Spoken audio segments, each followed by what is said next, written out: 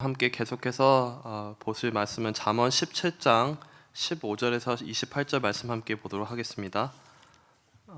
잠언 17장 15절에서 28절 말씀입니다. 제가 읽어드리도록 하겠습니다.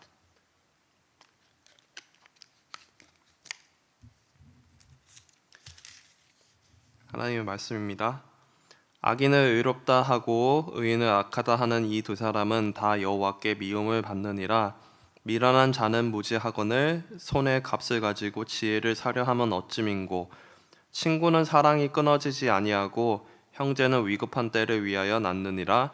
지혜 없는 자는 남의 손을 잡고 그의 이웃 앞에서 보증이 되느니라. 다툼을 좋아하는 자는 죄과를 좋아하는 자요 자기 문을 높이는 자는 파괴를 구하는 자니라. 마음이 굽은 자는 복을 얻지 못하고 혀가 패역한 자는 재앙에 빠지느니라. 미련한 자를 낳는 자는 근심을 당하나니 미련한 자의 아비는 낚시 없느니라. 마음의 즐거움은 양약이라도 심령의 근심은 뼈를 마르게 하느니라. 악인은 사람의 품에서 뇌물을 받고 재판을 굽게 하느니라. 지혜는 명철한 자 앞에 있거늘 미련한 자는 눈을 땅 끝에 두느니라. 미련한 아들은 그 아비의 근심이 되고 그 어미의 고통이 되느니라. 의인을 번하는 것과 귀인을 정직하다고 때리는 것은 선하지 못하니라. 말을 맡기는 자는 지식이 있고 성품이 냉철한 자는 명철하니라.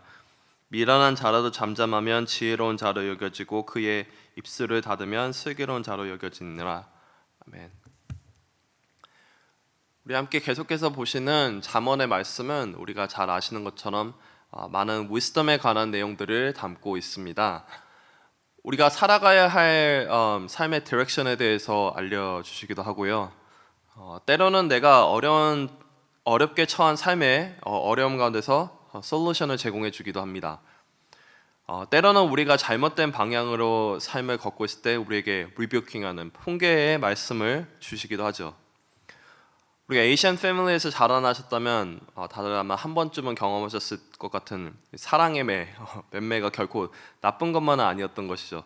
조금 엉덩이가 아팠을지언정 올바른 길을 위해서 때로는 훈계가 필요했던 것처럼 잠언은 때로는 우리에게 꾸짖음으로 우리가 알아야 될 또 길들을 올바른 길을 알려주곤 합니다. 오늘의 말씀의 많은 구절들 가운데서도 어쩌면 이 구절 하나하나가 우리의 양심이 찔리기도 하고 어렵기도 할 이 부분에서 우리에게 이런 권면들을 하고 있는 패시지입니다. 특별히 저는 이 가운데 24절 말씀인 The discerning sets his face toward a wisdom, but the eyes of a fool are on the ends of the earth. 한국어는 슬기로운 사람의 눈은 지혜를 가까이서 찾지만 미련한 사람의 눈은 땅끝에 둔다라는 24절의 말씀을 좀 더 함께 이 아침에 메디테이트 해보길 원합니다. 이 말씀을 묵상하면서 저는 어릴 때 들었던 파랑새 이야기가 떠올랐습니다. 한 남매가 이제 파랑새를 찾으면 행운이 찾아온다라는 소식을 듣고 열심히 파랑새를 찾아서 헤매죠. 저 강 건너 타운에서 파랑새를 봤다라는 소식을 듣고 찾아가 보면 어느새 그 파랑새는 떠나고 없고 또 저 산 넘어서 또 다른 타운에서 파랑새를 봤다라고 소식을 듣고 또 열심히 찾아가 보지만 또 파랑새는 이미 떠나가고 없었다라는 슬픈 소식만을 듣게 됩니다.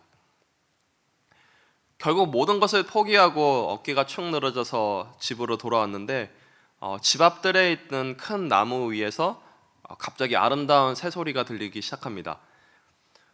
머리 위로 눈을 들어서 이 아름다운 노래의 주인공이 누구인지 찾다 보니 There he was, a bluebird. 파랑새가 나무 위에 앉아서 아름다운 노래를 부르고 있었던 것이죠. 행복을 위해서 먼 곳에서 열심히 찾던 파랑새가 사실은 이미 자기 집 앞에 있는 뜰에서 살고 있었던 것입니다. 오늘 말씀에 The eyes of a fool are on the ends of the earth. 미련하게 이곳 저곳 헤매며 이곳 저곳 땅 끝에 눈과 귀를 두고 마음을 두고 헤매던 삶에서 그들이 찾아야 했던 곳은 바로 가까이 있었던 자기 집 앞에 있었던 나무였던 것이죠.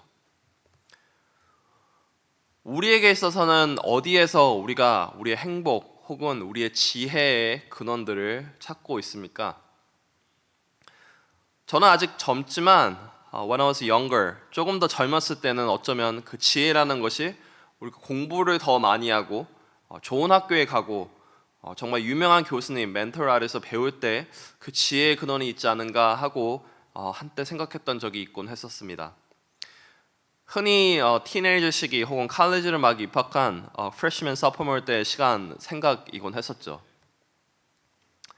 하지만 세상에 뛰어난 학식, 지혜가 우리 삶에 늘 항상 풍요롭고 행복하며 내가 원하는 삶의 방향을, 행복을 추구하며 살게 해줄까요? 그렇지 않죠. 우리가 많은 삶의 순간순간 느껴오셨겠지만 내 삶이 내가 뜻하는 방향들, 내 지식들, 내가 여태껏 살아온 방향대로, 가이드라인대로 항상 흘러가지 않는다는 것을 우리가 순간순간 많이 경험하셨을 것입니다. 오죽하면 머피의 법칙, 세상은 요지경이라는 단어들이 존재할까요? 몇 년 전에 제가 충격과 은혜를 동시에 느꼈던 짧은 아티클이 하나 있었습니다. 바로 이어령 교수님의 고백에서 느꼈던 부분이었는데요. 아마 많은 분들은 이어령 교수님을 잘 아실 것 같습니다. 문화부 장관까지도 하셨다고 저는 알고 있고요. 저는 어렸을 때 그분이 어린 아이들을 위해서 내셨던 필로소피 혹은 뭐 어법, 정확한 기억은 안 납니다만 그런 분야의 책을 쓰셨는데 저희 부모님이 그것이 좋은 책이라고 해서 이제 그 전집을 다 사오셔서 저에게 읽으라고 하셨을 때 어린 저로서는 분명히 엘리먼터리 스쿨이란 위한 책이라는데 뭐 하이스쿨 정도의 수준으로 느껴지면서 그것을 잘 이해 못하면서 참 대단히 똑똑하시다라는 느낌을 어릴 때 받곤 했었습니다. 조금 과장된 미디어의 평가일 수도 있지만 한국의 C.S. 루이스와 같다면 최고의 지성인으로 평가받을 때도 있으셨죠. 하지만 그분이 지난 몇 년 전에 내셨던 책의 제목이 지성에서 영성으로라는 제목입니다. 이제 제목이 중요한데요. 지성에서 영성으로라는 책입니다. 저도 이 책을 읽어보지는 못했지만 이 짧은 간증과 서머리를 이제 아티클을 통해서 읽었는데요.